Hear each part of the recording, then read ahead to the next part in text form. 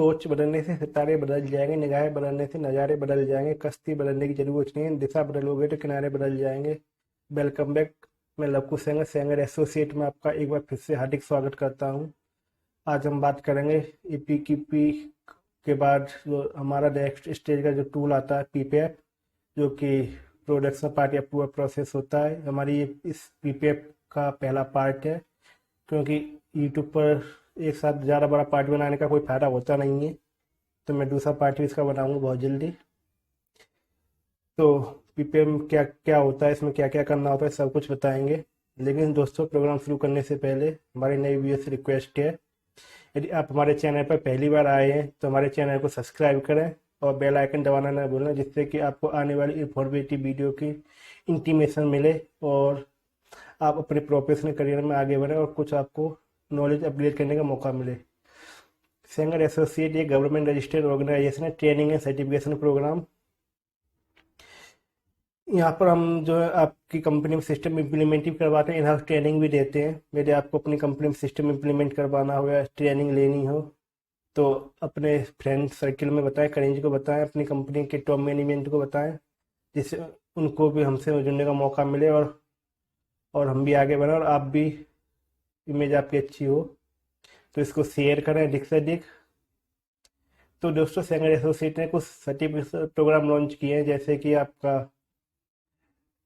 Quality management system, जो कि latest quality management system है, आईएसओ का इंटरनल ऑडिट, इन्वायरमेंट का इंटरनल ऑडिट जो कि लेटेस्ट है 14/1/2015, और इसी तरह से औसाफ का occupational and health safety management जो कि लेटेस्ट आपका 2018 में रिलीज हुआ है, audit extra, quality document 7QC tool, 8D3A PDCA।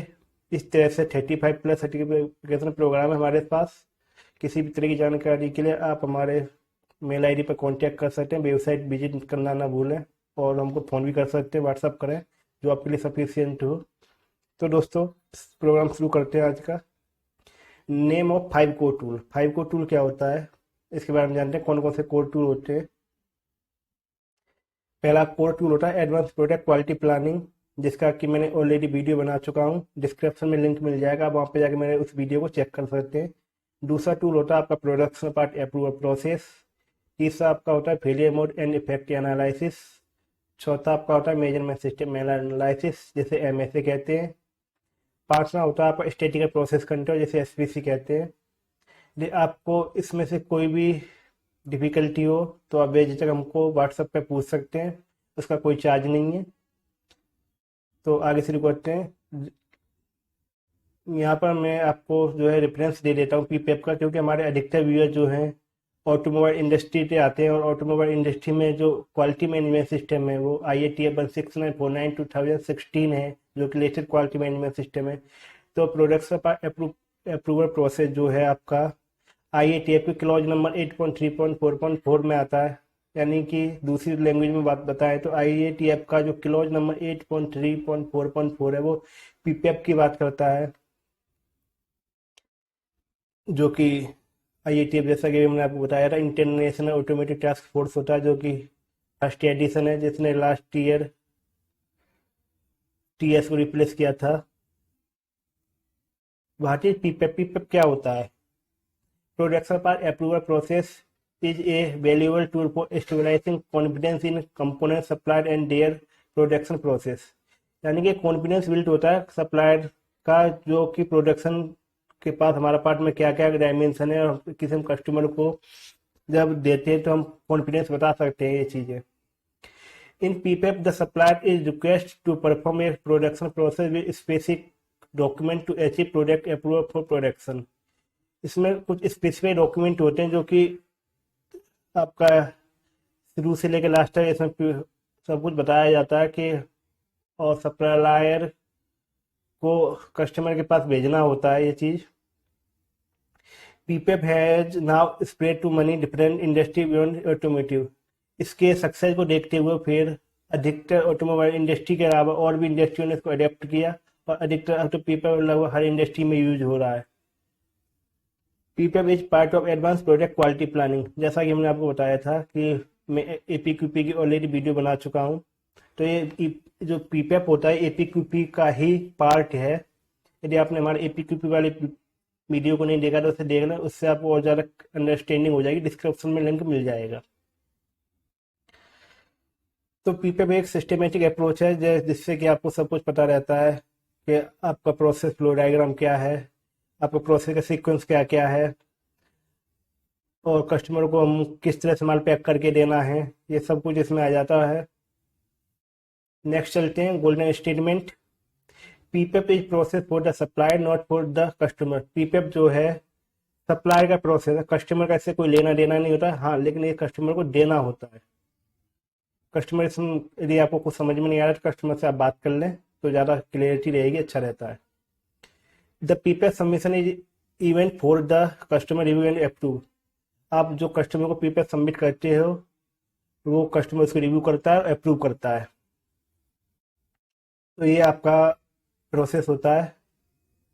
Next चलते हैं, गोल्डन स्टेटमेंट बताते हैं। किसी के पैरों में गिरकर कामयाबी पाने के बदले अपने पैरों पर बनकर कुछ ठान लो तो ज़्यादा अच्छा रहेगा, क्योंकि दूसरे तो आपको हमेशा गिराने की कोशिश करेंगे, आपको ठानना ही पड़ेगा। और आपकी कामयाबी में चार चांद लगाने के लिए हम आपकी सेवा में हमेशा तत्पर हैं। किसी भी तरह की जानकारी के लिए आप हमारे मेल आईडी पर या व्हाट्सएप पर कांटेक्ट कर सकते हैं। वेबसाइट विजिट करें जिससे कि आपको सब कुछ मिलेगा, आपकी पूरी हेल्प की जाएगी करियर के बारे में।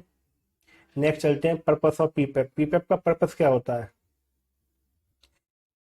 Provide evidence that all customer engineering design record and specification requirement are properly understood by the supplier. इसका पर्पस यही होता है कि हम जो कस्टमर को कोई सप्लाई दे रहे हैं या मटेरियल देने जा रहे हैं तो हमारे पास क्या रिकॉर्ड है और क्या स्पेसिफिकेशन है। जैसे आपको एक एग्जांपल बताते हैं, आप फ़ोन खरीदने जाओ और फ़ोन जब खरीदने जाते हो तो आप दुकानदार से पूछते हो इसके बैटरी बैकअप क्या है या कौन सा इसमें वर्जन है एंड्रॉयड का, या फिर आपका इस आपकी जो डिस्प्ले होती है कितनी इंच की है, बैटरी बैकअप क्या है आपका, 4G सपोर्ट करता है कि नहीं करता, दोनों पोर्ट में सिम के जो होते हैं क्या क्या फीचर हैं। आप जब भी पूछते हो तो आपका जो दुकानदार होता है सब कुछ बताता है। इसी तरह से ये पीपीएफ है। पीपीएफ भी एक तरह से वही है कि इसमें सब कुछ अंडरस्टूड होता है और कस्टमर को पता चल जाता है। कस्टमर एक तरह से आपसे पूछता है कि आप जो कर रहे हो वो क्या है, ये सब कुछ हमें आता है। To demonstrate that the manufacturing process has the potential to process product that consistently meet our requirement during in actual production and at the weight production rate। की जो रिक्वायरमेंट होती है वो आपको फिलफिल करनी होती है एक्चुअल प्रोडक्शन के आधार पर। कुछ रन रेट होता है, आगे जानते हैं क्या होता है ये चीज़। सिग्निफिकेंट प्रोडक्शन रन, इसके बारे में जानते हैं। जैसा कि मैंने पीछे बताया था, जैसे कि आपका 6M होता है, man, machine, method, material, measurement और मदर नेचर, ये उसी के ऊपर डिपेंड करता है। तो PPF data must be submit from A production run using, यानी कि आपको जब भी पीपीएफ का लॉट आपको सबमिट करना है या पीपीएफ के डॉक्यूमेंट सबमिट करने हैं तो आपको production equipment and tooling engage, production employ, production rate, production process, production material, आपको सब कुछ वही रखना है जो आप इन फ्यूचर में रखोगे। बाद में आपको चलाना वही टूल होना चाहिए, वही गेज होना चाहिए, वही एम्प्लॉय होनी चाहिए, वही आपका प्रोडक्शन का रेट होना चाहिए, वही प्रोसेस होना चाहिए। आफ्टर ऑल मटेरियल आपका वही होना चाहिए। इसमें यदि कोई भी चेंजिंग आती है तो आपको दोबारा से पीपीएफ सबमिट करना होता है। तो इसमें जो AIAG का मैनुअल है उसमें एक अलग से रिक्वायरमेंट दे रखी है। यदि आप एक बार में मल्टी कैविटी डाई यूज करते हैं तो आपको दोनों ही डाइयों का पीपीएफ अलग अलग सबमिट करना पड़ेगा, एक से काम नहीं चलेगा। इसलिए दोनों का मास्टर सैंपल भी अलग बनेगा, इसका विशेष ध्यान रखें। क्योंकि मोल्डिंग डिपार्टमेंट में अधिकतर होता है या फिर सीट मेटेरियल में जो प्रोग्रेसिव टूल बनते हैं उसमें कभी कभी दो दो तीन तीन पार्ट एक साथ निकलते हैं, तो उन सबका पीपीएफ अलग अलग बनाना होता है।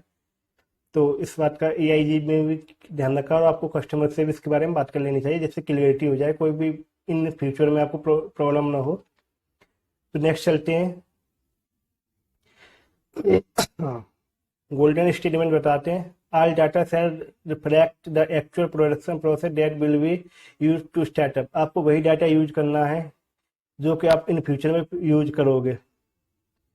और आपको जो है 1 hour to 8 hour of production और मिनिमम ऑफ 300 पार्ट बनाने होते हैं आपको, यानी कि जो एक शिफ्ट जो 8 घंटे की मानी जाती है जनरली, तो आपको एक शिफ्ट का माल बनाना होता है और वही आपको सबमिट करना होता है, या मिनिमम 300 पीस आपको सबमिट करने होते हैं।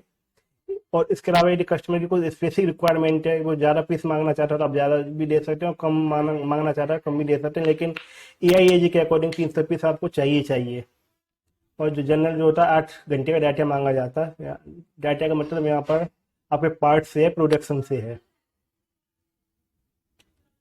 तो यहाँ पर आपको ये सब कुछ है। नेक्स्ट चलते हैं, क्या होता है इसके बारे में जानते हैं।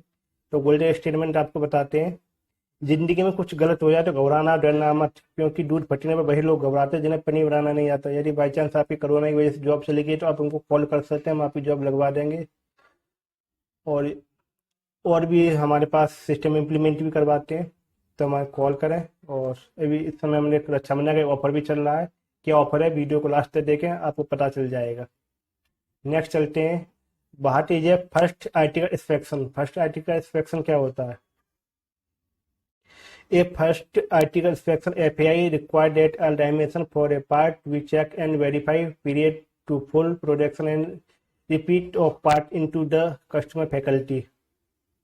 इसका मतलब ये है कि जो हम कस्टमर को जो पार्ट देते हैं, या आपने देखा होगा जब लाइन पर सुबह सुबह जाते हैं तो आपको फर्स्ट पार्ट अप्रूवल देना होता है, ये वही FIA है।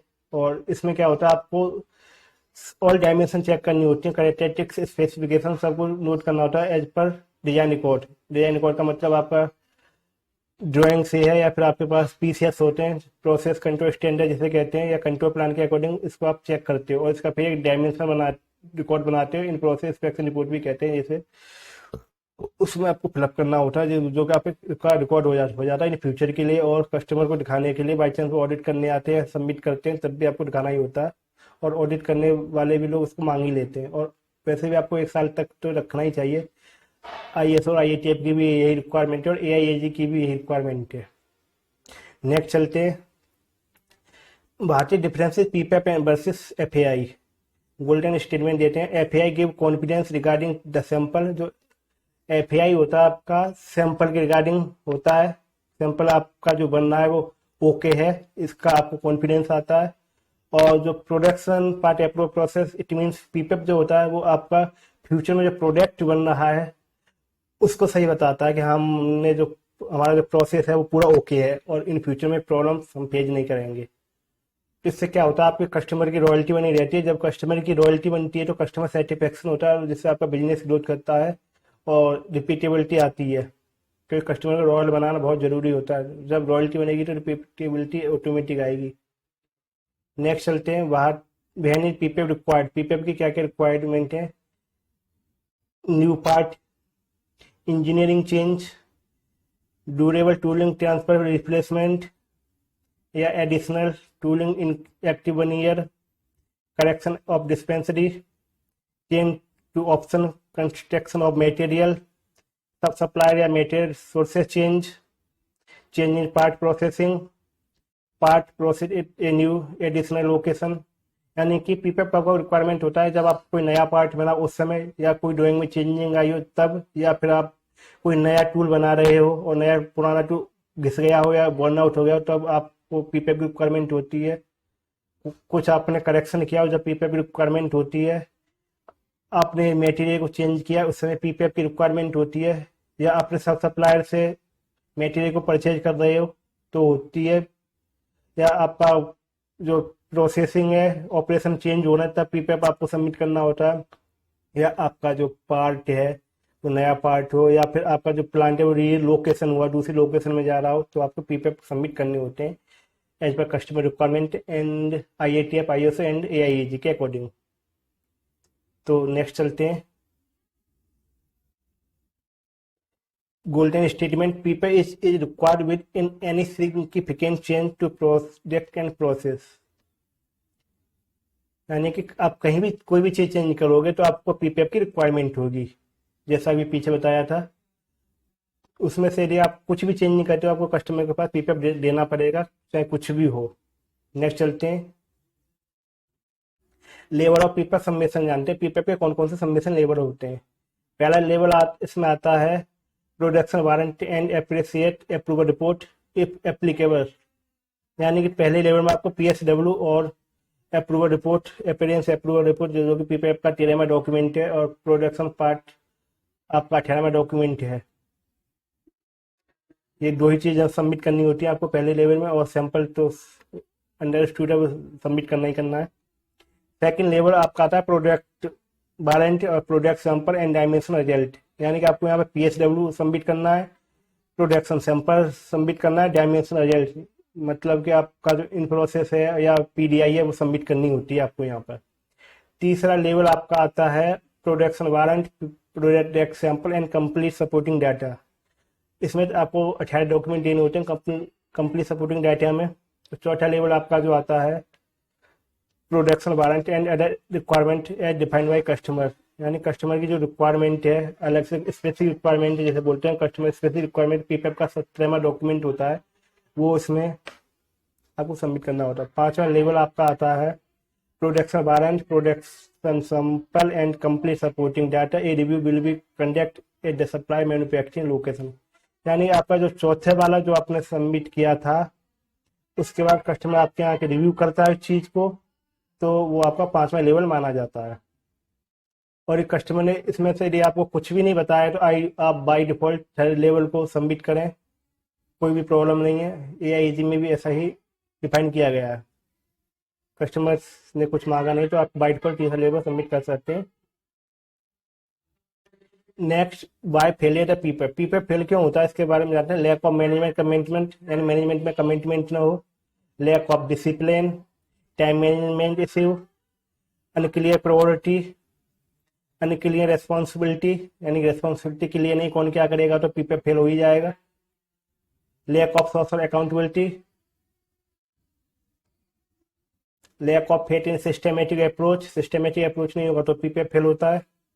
पर्सनल ईगो, किसी का पर्सनल ईगो होगा फिर तो कुछ कर ही नहीं सकते, फिर तो पीपीएफ क्या कुछ भी हो सब फेल हो ही जाता है।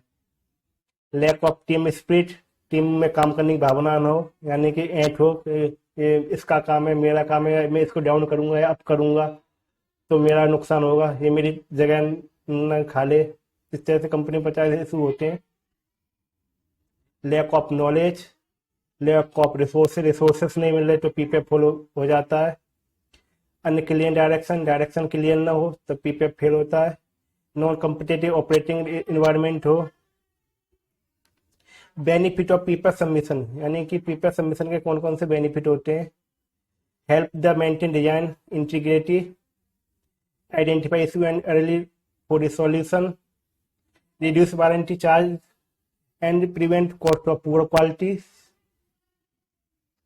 assist with managing supplier change, prevent use of unapproved and non-conforming part, identify supplier that need more development, improve the overall quality of the product and customer satisfaction, यानी कस्टमर का सेटिस्फेक्शन रहता है, overall quality आपकी improve होती है। Supplier और identify कर सकते हैं कि हमको मटेरियल कहाँ से लेना है, और आपकी जो है वारंटी रिड्यूस होती है। इस तरह से आपको काफ़ी बेनिफिट होते हैं इसके। एक common approach through out supply chain होता है, यानी कि आपको सब कुछ पता चल जाता है कि आपके कौन कौन से ऑपरेशन हो रहे हैं। एक कॉमन सिस्टम है आपको कस्टमर से कनेक्ट करने का और सप्लाई से कनेक्ट करने का, चेन सिस्टम भी जैसे बोला जाता है या सप्लाई चेन भी बोला जाता है। जैसे बेटर कस्टमर सप्लाई कम्युनिकेशन, यानी कम्युनिकेशन बेटर होता है, सब कुछ क्लियर होगा तो कम्युनिकेशन बेहतर होगा, इसमें कोई झगड़े वाली बात भी नहीं होती है, और कॉन्फिडेंस बिल्ड होता है। Reduce non value added activities, reduce rejection और रिवर्क पीपीएम, यानी कि आपका सब कुछ डाटा मेंटेन होगा और सिस्टमेटिक काम करोगे तो रिजेक्शन कम होगा, और रिवर्क पीपीएम जो है वो भी कम होगा आपका। बेटर क्वालिटी प्रोडक्ट बनेगा जिससे आप वर्ल्ड क्लास मैन्युफैक्चरिंग मेंटेन कर सकते हैं, और सबसे बड़ी बात कंपनी में फाइबर से मेंटेन रहता है इन सब चीज़ों करने से, और वर्ल्ड क्लास मैन्युफैक्चरिंग कंपनी पहले जिस बताया था।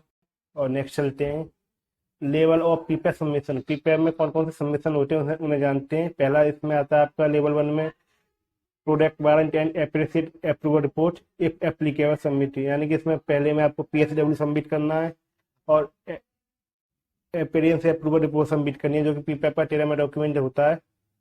सेकंड आपका आता है product warrant, product sample and dimension result, और तीसरा आपका आता है production warrant, product sample and company supporting data.